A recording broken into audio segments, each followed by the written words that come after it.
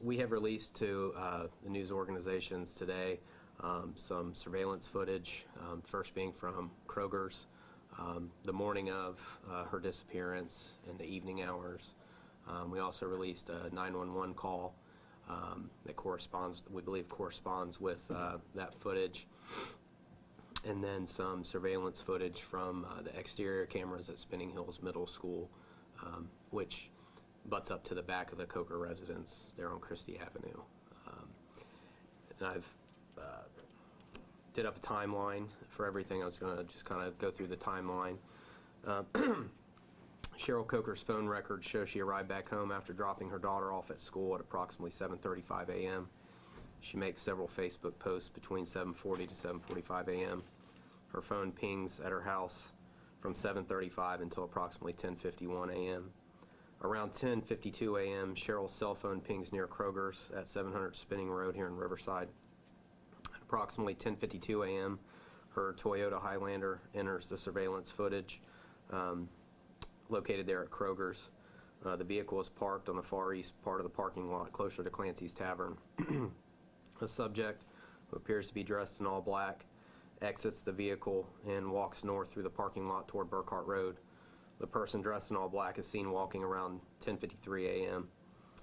A 911 caller reports a suspicious white male subject dressed in all black and with his hood pulled up walking in the neighborhood a short distance from the Coker residence.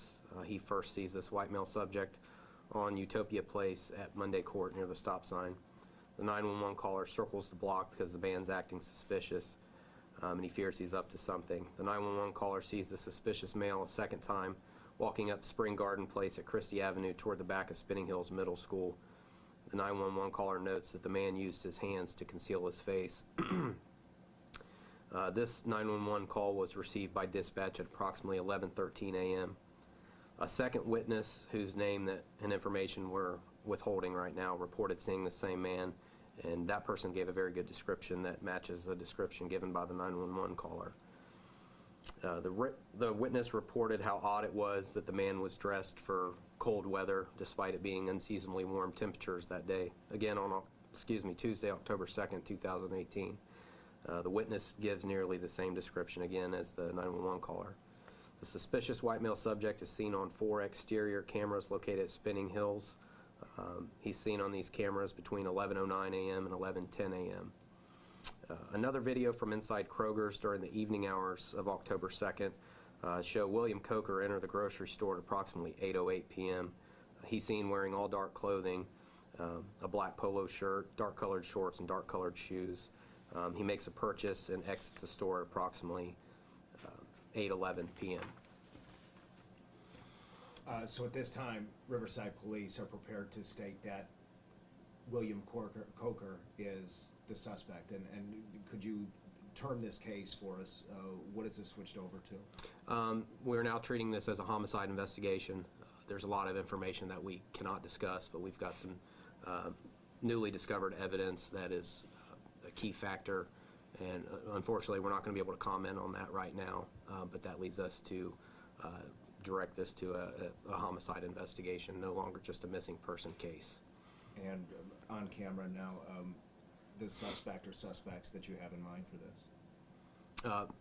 William Coker, Cheryl's husband, is our one and only suspect at this time. One of the things that Detective Stewart was going to talk about was William's behavior and demeanor throughout this investigation. 4.5 months now. Could you tell us, how helpful or not helpful he's been? Mr. Coker has appeared for interviews we've conducted of him. One of the things is his concern as far as Cheryl's disappearance. 4.5 months. Converse with Detective Abney. We're talking maybe one time. Mr. Coker has questioned us about, do we have any leads on the case? Is there any information you can provide me? I am her husband. Is there anything you can tell me? So one time in 4.5 months we've been contacted by Mr. Coker in regards to Cheryl's whereabouts, concerning whether or not she's even alive. Where's she at? So that's kind of concerning to us. Another part of Mr. Coker's cooperation He has come in, like I said, to be interviewed and talked to about this investigation. We have asked Mr. Coker to take a polygraph. At this current time, after multiple requests for a polygraph, Mr. Coker is reluctant to do so at this time. With this kind of evidence against him and naming him now officially as the suspect in this case, why no arrest? Why is he not in custody? What I can say is we're very confident in this case. We've done a lot of work, hundreds of hours of investigating on this case. It's still an active, open investigation. Unfortunately, Mrs. Coker has not been found yet. So that's one of our primary focuses, to say the least. But we are still gathering evidence. The primary reason we released this video and audio evidence to the news today is because we're hoping that if somebody has seen something that they haven't reported, they come forward.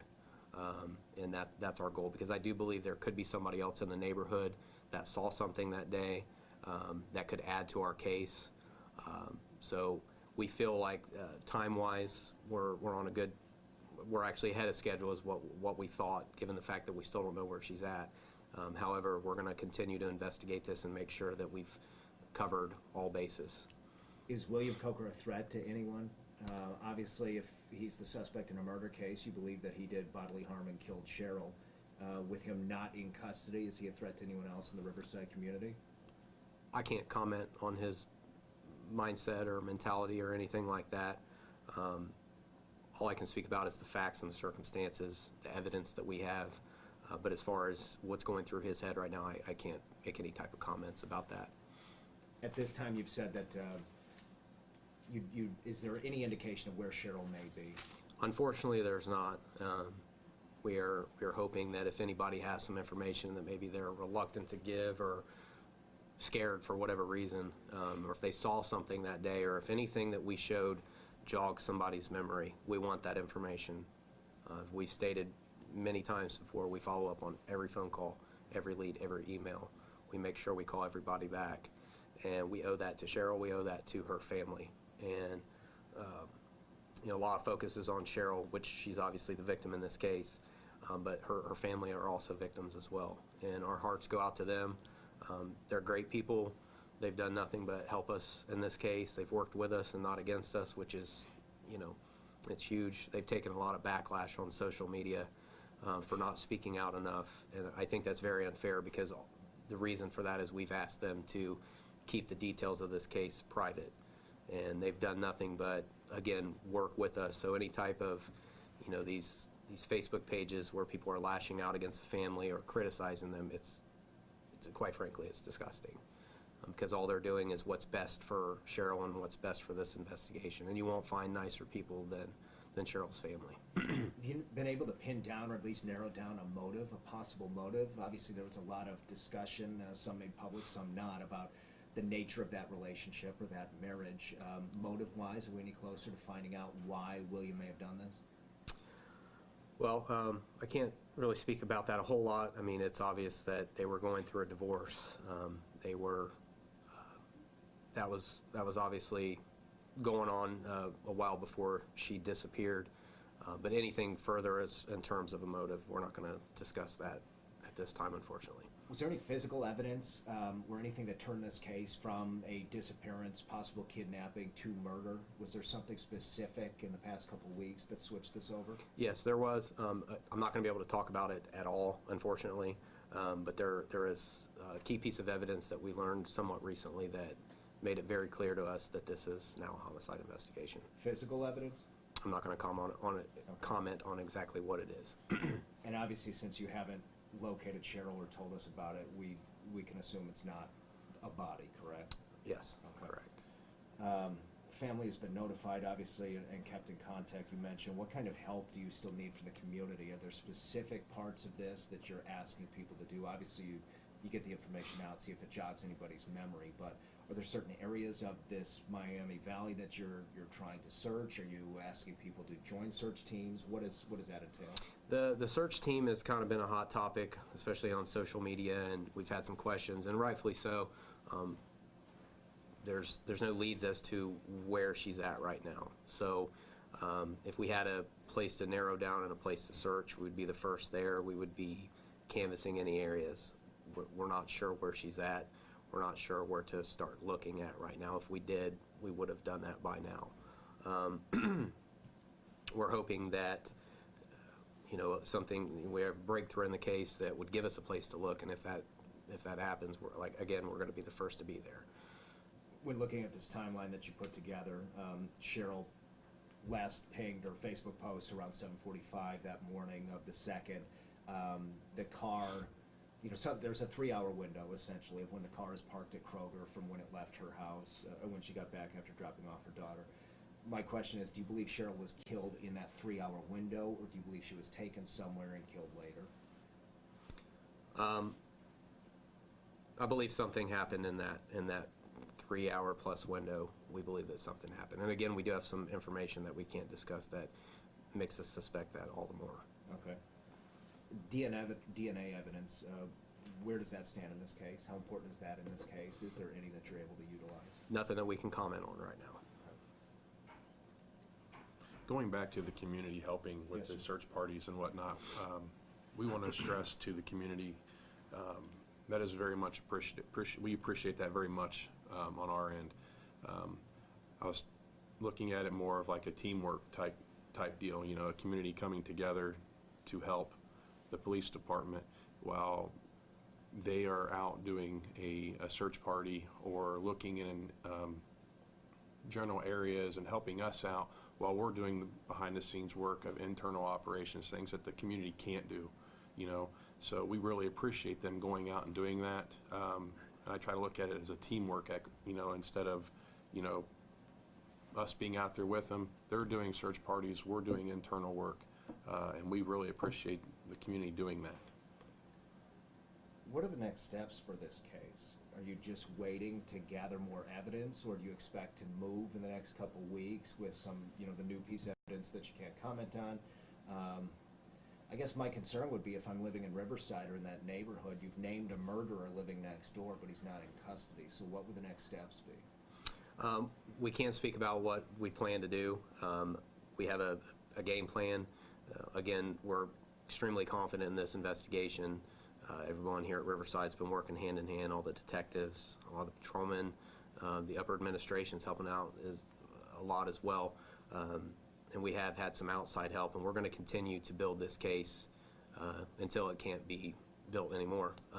So I can't really talk about any type of timeline or what we're going to do, but all I can say is stress the fact that we are very optimistic and confident in this investigation.